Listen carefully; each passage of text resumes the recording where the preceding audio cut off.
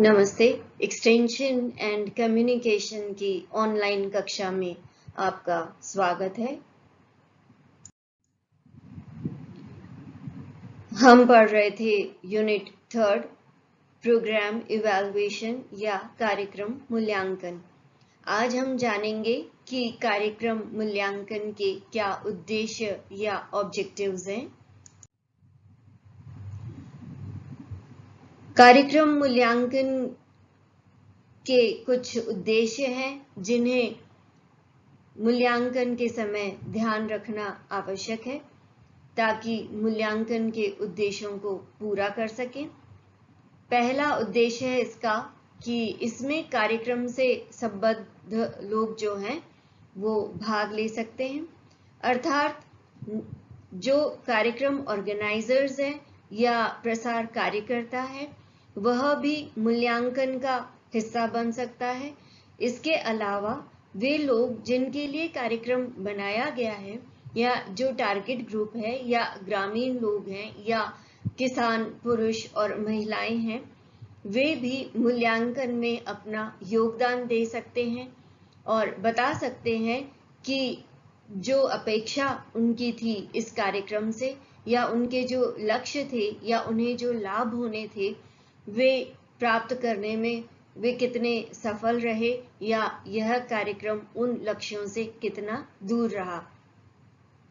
दूसरा पॉइंट है सफलता व असफलता से संबद्ध तत्वों का विश्लेषण।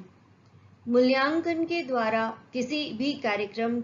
के जो सफलता के पॉइंट्स हैं और साथ ही साथ असफलता से संबंधित जो कारण रहे या तत्व रहे, इन दोनों ही परिस्थितियों का विश्लेषण किया जाता है ताकि भविष्य में किसी भी प्रोग्राम की प्लानिंग की जाए तो इस कार्यक्रम के सफल तत्वों का और असफल तत्वों का या जो कमियां रह गई उनका फायदा उठाया जा सके और अगले कार्यक्रम में इन सब बिंदुओं को ध्यान रखकर उसका नियोजन किया जा सके।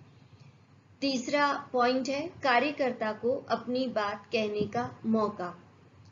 मूल्यांकन के समय जो कार्यकर्ता जो कि कड़ी है किसी कार्यक्रम को क्रियान्वित करने की, वह अपनी बात कह सकता है, वह अपना व्यू दे सकता है या अपनी धारणा या उसको जो लगता है कि इस कार्यक्रम में यह अच्छा था या यह बुरा था या इसके स्थान पर यह चीज होनी चाहिए थी या कुछ जो भी परिवर्तन या जो भी स्थिति उसको लगता है कि उसके हिसाब से क्या होना चाहिए था, उसको अपनी बात कहने का पूरा मौका मिलता है। तो केवल यही एक स्टेप है कार्यक्रम नियोजन का जिसमें कार्यकर्ता अपनी बात रख सकता है। इसके बाद में चौथा पॉइंट है लक्ष्य प्राप्ति की समीक्षा। मूल्यांकन के द्वारा जो सबसे महत्वपूर्ण जो इसका फायदा है या ऑब्जेक्टिव है या उद्देश्य है वह यह कि कार्यक्रम के आरंभ में या नियोजन के समय जो लक्ष्य प्राप्त करने के लिए हमने डिसाइड किए थे या निर्धारित किए थे, उन्हें प्राप्त करने में यह कार्यक्रम कितना सफल हुआ या सफल हो रहा है या यह सही डायरेक्शन में बढ़ रहा है या नहीं बढ़ रहा है, आदि सब चीजें हम उन मूल्यांकन के द्वारा ज्ञात कर सकते हैं। तो लक्ष्य प्राप्ति की जो समीक्षा होती है कि कितना हम प्राप्त कर पाए और कितना बाकी रह गया, यह सब मूल्यांकन के दौरान हो सकता है। इसके अलावा क्षमताओं की सीमा का भी मूल्यांकन के द्वारा पता लगता है कि अगर कोई प्रसार कार्यकर्ता है या कोई कार्यक्रम है जो हमने प्लान बहुत अच्छे से किया था लेकिन किसी कारणवश हमें वो सामग्री उपलब्ध नहीं हो पाई या वो तकनीक उपलब्ध नहीं हो पाई या जो कार्यकर्ता है वह अच्छी तरह से लोगों को उस नई तकनीक के बारे में ज्ञान नहीं दे पाया, या किसी न किसी वजह से कोई ना कोई कमी रह गई है, तो वह जो मूल्यांकन की प्रक्रिया है वह हमें हमारी क्षमताओं की सीमा जानने में भी मदद करता है कि कोई भी कार्य अगर सफल हो पाया तो वह इसलिए हो पाया क्योंकि हम अपनी क्षमताओं के हिसाब से काम कर सके, और अगर नहीं हो पाया तो ऐसे कौन से कारक थे या ऐसी कौन सी वस्तुओं की या साधनों की कमी थी जिसकी वजह से उद्देश्य प्राप्ति सफल नहीं हो सकी। तो यह भी मूल्यांकन से ज्ञात हो सकता है। छठा पॉइंट है संतुष्टि, आत्मविश्वास व आपसी विश्वास की अनुभूति।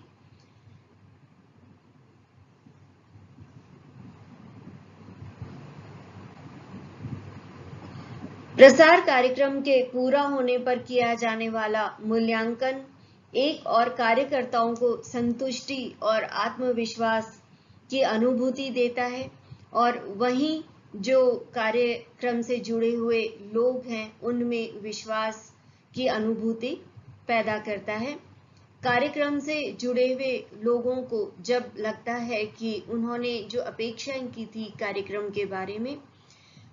वह पूरी हो रही है, और मूल्यांकन के द्वारा यह पता लग रहा है कि जो लक्ष्य प्राप्त करने थे उन लक्ष्यों को प्राप्त करने में सफलता हासिल लगी है, तो यह सफलता जिन लोगों के लिए कार्यक्रम किया गया है उनमें विश्वास की अनुभूति जगाता है, ताकि ऐसे प्रोग्राम जब भी भविष्य में दोबारा ऑर्गेनाइज किए जाएं या उनके लिए फ्रेम किए जाएं या बनाए जाएं तो उनका सहयोग मिलने की जो चांसेस हैं वह अधिक रहते हैं, क्योंकि उन्हें ऐसे कार्यक्रम में विश्वास हो जाता है। इसके अलावा क्योंकि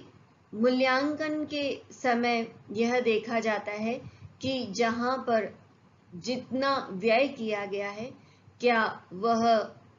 उचित था या नहीं था, या उसमें कोई कमी रह गई या और आवश्यकता थी धन की, यह सारी की सारी चीजें मूल्यांकन से पता लग जाती हैं, और यह पता लग जाता है कि जो व्यय किया जाना है उसका या किया गया है उसका क्या औचित्य था, क्या उसके बिना कार्य हो सकता था या नहीं हो सकता था। तो यह सारी जानकारी मूल्यांकन से ज्ञात हो सकती है। आठवां इसका उद्देश्य है पद्धतियों और तकनीकों की उपयुक्तता का ज्ञान। कार्यक्रम के क्रियान्वयन में कौन सी पद्धतियों और तकनीकों का इस्तेमाल किया गया, वे उपयुक्त थे या नहीं, उनकी उपयुक्तता इस प्रकार से देखी जा सकती है कि जो टारगेट ग्रुप है उन्होंने उसको कितना अच्छी तरह से आत्मसात किया, नई तकनीक को कितना अच्छी तरह से वो समझ पाए और उन्होंने अपने जीवन में उसको कितना स्वीकार किया और उपयोग में लेना आरंभ किया, यह सारा मूल्यांकन से स्पष्ट हो जाता है। तो इस प्रकार पद्धतियां जो कार्यक्रम में यूज की गई या तकनीक यूज की गई उनकी उपयुक्तता का ज्ञान हो सकता है। इसके अलावा कार्यक्रम से जुड़ी हर बात का ज्ञान मूल्यांकन का उद्देश्य है। कार्यक्रम शुरू करने से उसकी समाप्ति तक कई चरणों में मूल्यांकन किया जाता है, जिससे कार्यक्रम से जुड़ी हर बात का पता चलता है। कार्यक्रम की पूर्णता पर इसका विवरण पूरे समुदाय के सामने प्रस्तुत किया जाता है। मूल्यांकन एक जनसंपर्क का कार्य करता है, जिसमें प्रत्येक व्यक्ति के कार्यक्रम संबंधी बातों का आदान प्रदान किया जाता है और हर एक व्यक्ति की क्या अपेक्षाएं थी और उन अपेक्षाओं को पूरा करने में यह कार्यक्रम कितना सफल रहा या असफल रहा, और लोगों ने अपने आप को कार्यक्रम से कितना जुड़ा हुआ महसूस किया, उन्हें कैसी अनुभूति हुई, उनके विचारों और ज्ञान में क्या फर्क महसूस हुआ, उन्हें जो नई तकनीक सिखाई गई क्या वो भली भांति सीख पाए, समझ पाए। इन सारी चीजों का ज्ञान मूल्यांकन के द्वारा लिया जा सकता है और मूल्यांकन सिर्फ कार्यक्रम के समाप्त होने पर होने वाली प्रक्रिया नहीं है, वरन कार्यक्रम के क्रियान्वयन के दौरान भी समय समय पर मूल्यांकन होता रहता है, जिससे कि कार्यक्रम से जुड़ी हर बात का ज्ञान हो सके। आपने यह वीडियो सुना, इसके लिए आपका बहुत बहुत धन्यवाद। अब